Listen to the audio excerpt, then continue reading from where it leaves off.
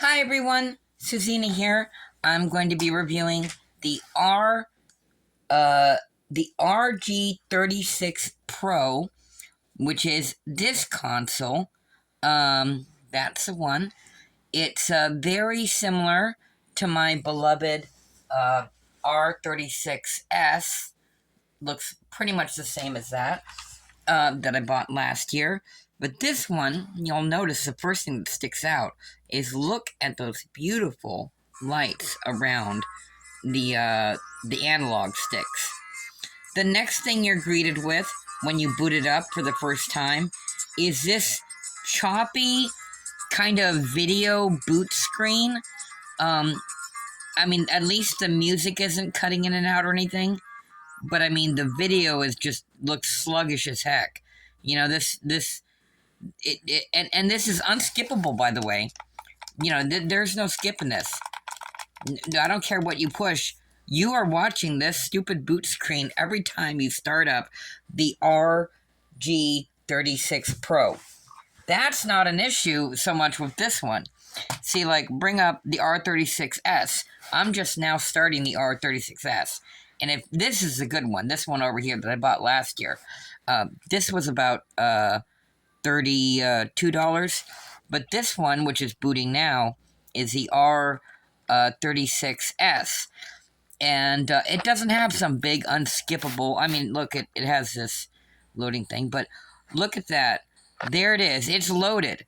What over here? Oh, I'm still waiting for this shit to load. I guess while I'm waiting for this shit to load... Oh, there it goes. I was going to have to go play my other console that I started later. You know what I mean? Like, I was going to play the R36S while I waited for this thing to boot. Its boot time is so low. But anyway, I've already reviewed this. I love it. The R36S is fantastic. Oh my gosh, I love it so much. I will keep it on because I'm going to do a comparison to a video game. Let's look at Grand Theft Auto Vice City Stories, which on the R36S would be under PSP. And let's see. Is that it? Yeah. All right, let me switch over here and get the other one. So this is the one I'm actually reviewing today, the RG36 Pro. Very similarly named. Pretty much does the same thing. I think it is, you know, if you got this for Christmas or something like that, say thank you because it's a really good value. This was $32 and it has thousands and thousands of games. I will have my complaints about it that I'll get to in a bit. And this is inferior, in my opinion, to the R36S. I think the R36S was better, but here's Grand Theft Auto Vice City Stories on this console. And, you know, in either of these load up right away, the games, once you get in. But I was comparing the boot times, and the boot times on this rainbow-colored RG36 Pro, so much longer. Every time, you gotta watch that unskippable cutscene. You know, you should be able to skip a cutscene with buttons like Grand Theft Auto Vice City. You know, look at that. Skip, skip, skip. Let me skip. I hate cutscenes. I just want to play the game. I'm on the bus. Skip. Okay, they're both loaded now. Oh, wait. No, actually, no, wait. The R36S, I still have to skip some more cutscenes. But yeah, so I'm going to do a side-by-side comparison of Grand Theft Auto Vice City Stories. So both these games are now loaded up on these two consoles. And, oh, no, I still have a cutscene. Darn. What was left? Another cutscene. Jesus. Okay, so there they both are.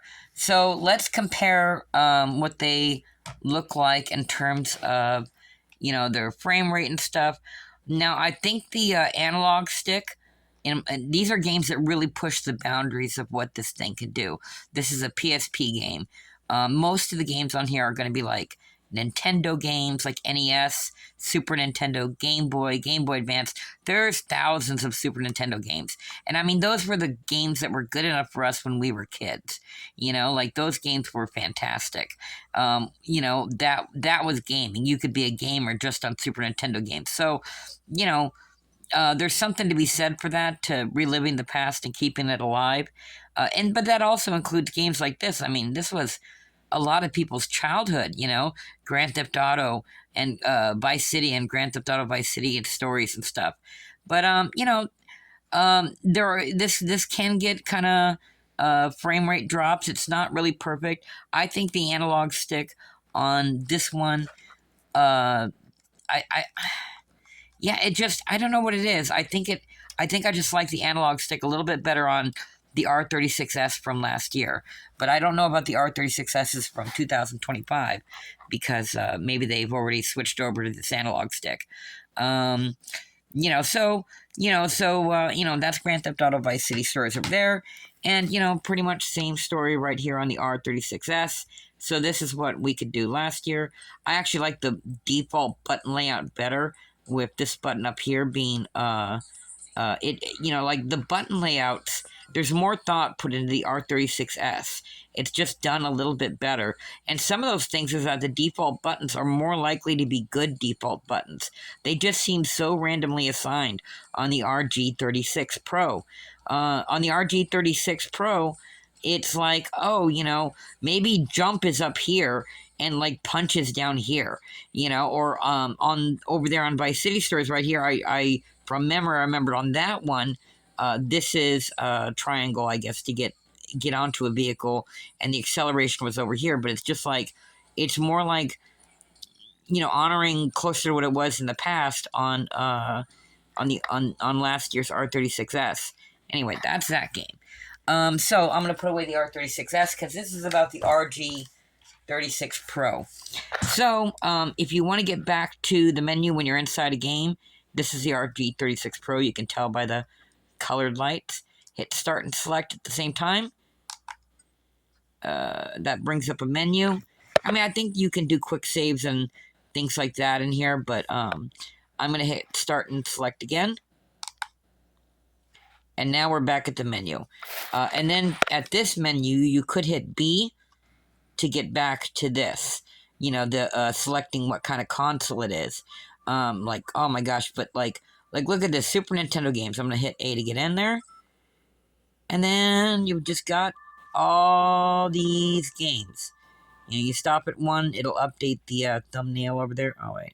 A lot of them don't have that. Okay. But then, you know, there is so many games. It is ridiculous. And, you know, there's a lot of good ones.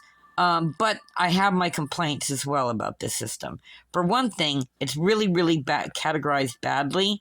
There's a lot of things that aren't in the correct category, and it makes it hard to find games by just, you know, navigating through. Like for example, if I go over to the PSP section again that we were just in with Vice City Stories, if you scroll through these these supposed PSP games, you know, a lot of them are just like NES games, or, you know, they'll be like some Chinese, you know, handheld game. Like, you know, there's like all this stuff that it was never a PSP game. And so it doesn't really have that many PSP games. Now, if you can, I think it's this button. I think it's this button here. Yeah, you can type in the title of a whatchamacallit, the title of like a game. Like, for example, if I wanted to find let's say X-Men, because that's got an X in it, so that would take you forever to scroll down to X. And now I'm, you know, just right away, just anything with an X in it, and I could find like X-Men games or something like that, or I might go, let's see, where's S? S O N I C, and I should have games that have the word Sonic in it. So there's Sonic Pinball, Sonic the Hedgehog. Yeah. So, that's one way of selecting games that you can get into that way. And actually, I'll just go into Sonic the Hedgehog. You know, yeah, this is what these handhelds shine at, is 90s retro gaming. When you start getting up into the 2000s, like with Vice City Stories on the PSP, it kind of chugs. It doesn't handle it well, but the D-pad feels fantastic. I think these just feel a little bit light, a little bit small. They just don't have as much. Yeah, I mean they're decent. They're not bad, but it just, like, oh my gosh, my thumb feels enormous compared to this thing. It just, you know what I mean, and it just feels like such a small amount of lightweight material. But anyway, the D-pad feels fantastic, which is important. The buttons feel great, including the triggers on the back. These feel great when you need them. These buttons, these are kind of clicky and would be annoying if the other buttons were like that, but you usually don't need these buttons or this button.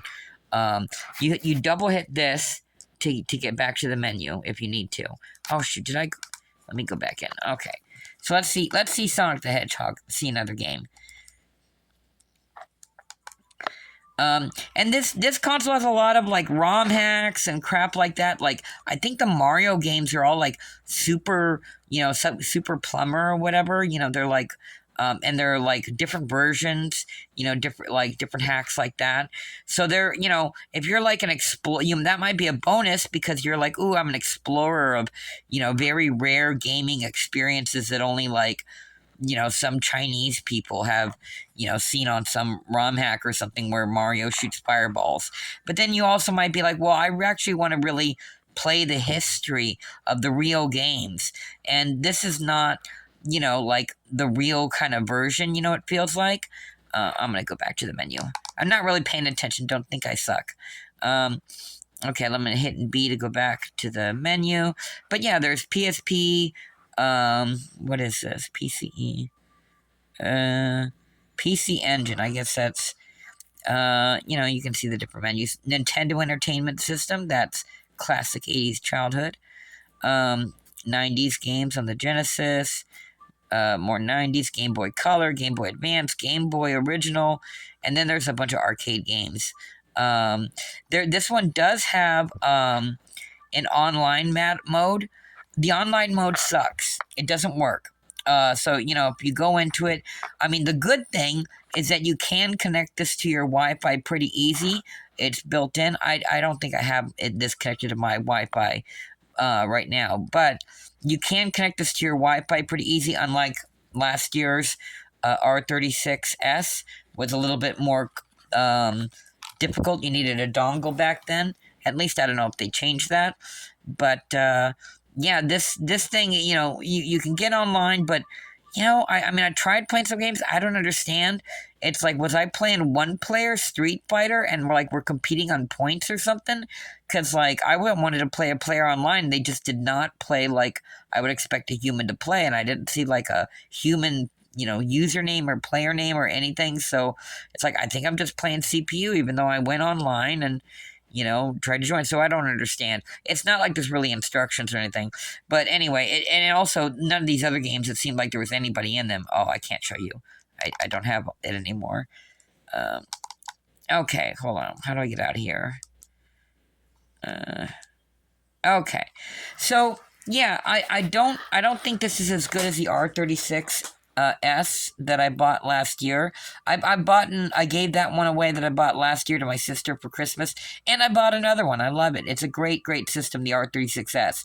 This one, I mean, there's a lot of fun to be had here. There's a lot of great games. I mean, it was only $32. Like, holy shit, all these pirated games. So many games.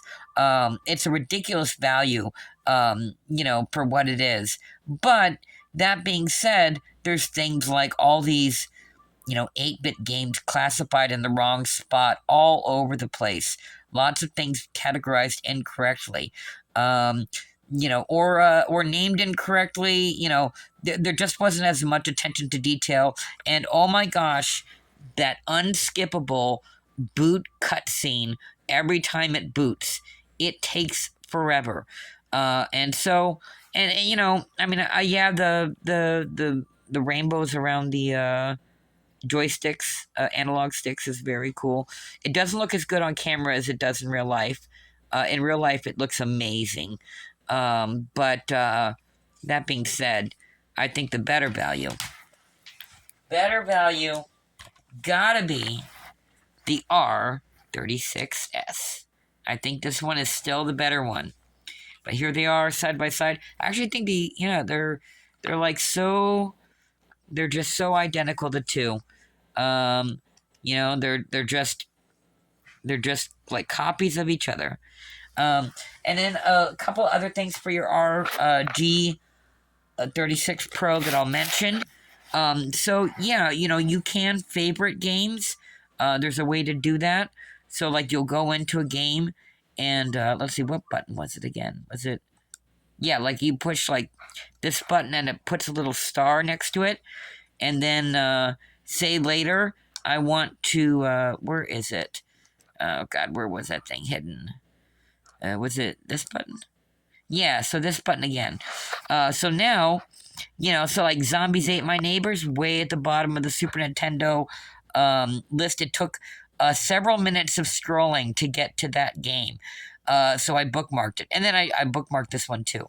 So I started or whatever. But, you know, you saw me start a game. So that's one way that you can kind of cut down on when you find a treasure of a game hidden somewhere. Whoops. Oh, yeah, I hit the power button. The power button's right here. When you hit it, it gives you an option to turn off the console. Let's see. I use the analog stick to choose, but you can turn it off if you want to. I don't want to right now. But that's that. And then, geez, what else? So yeah, so there's, I mean, I noticed it says the word collect, you know, for, you know, this button, you know, which is kind of like, yeah, you're making a collection of your favorite games. And because they don't expect you actually on this console to really navigate to, like, you know, every time you want to play Pokemon, scrolling all the way down to the letter P, you know? Where are we at? You know, we're in, oh, geez, you know what I mean? You know, so it's kind of like, but there's a lot of games. This is a really, really great value. It's so many pirated games.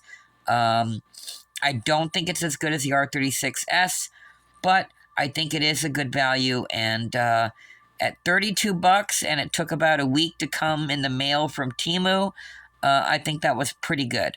And then there you go. All right. All right, so that's my review of the R36S. I think it is, whoops, I think it's worth a buy. The technical specs look like this, which you'll notice is very, very similar to the technical specs of the R36S. Very little difference. It's pretty much the exact same hardware. Yeah. It's, I mean, you know, that it is what it is. It's kind of just unknown who's really manufacturing it, though. All right, so that's my review. Thank you, and have happy holidays.